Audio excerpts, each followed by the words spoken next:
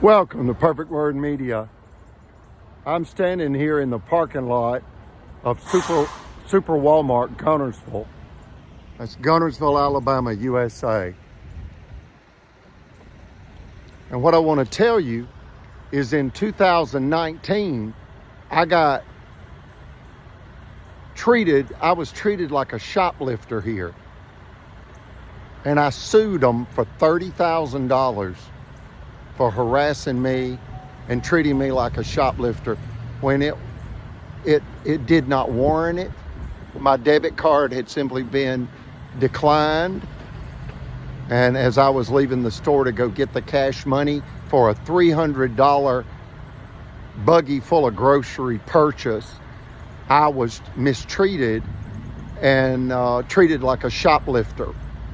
So come to find out, it's the sheriff, Phil Sims, that was telling the deputies to tell the security at Walmart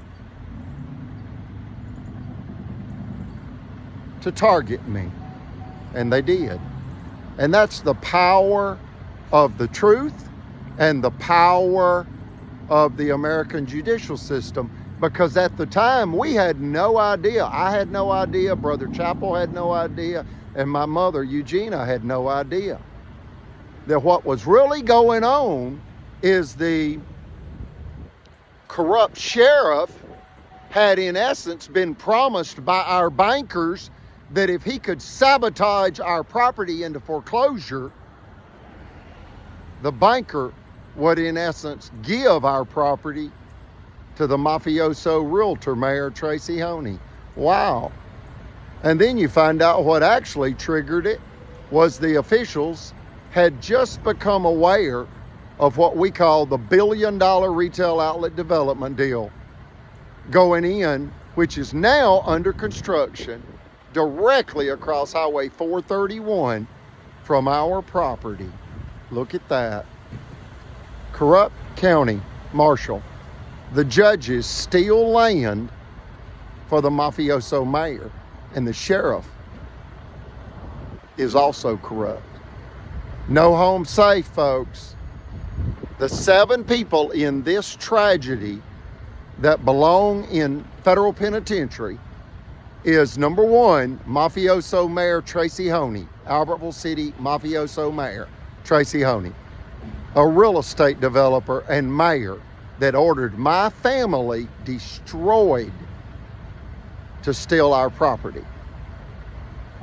The second is the attorney for the city, Jimmy Carnes. He mocked Brother Chappell in open court August 16th, 2022, and that emotional and judicial violence that took place in that courtroom by Blood Judge Mitch Floyd and Albertville City Attorney Jimmy Carnes killed Brother Chappell with a fatal heart attack on August 31st, 2022.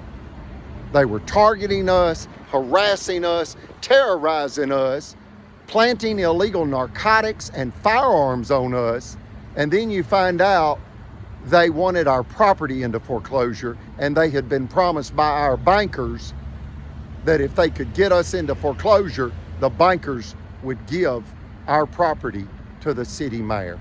Look at that. The third person would be Judge Mitch Floyd. The fourth would be Judge Timothy Francis Riley. The fifth would be bad banker Chris Bailey, president of Liberty Bank. Then you've got the vice president of Cadence Bank, Margaret Lacey. Both of those banks hold mortgages on our properties.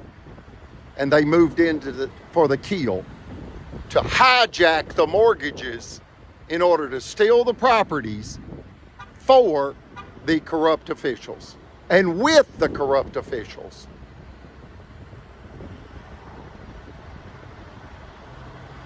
And then you've got Sheriff Phil Sims.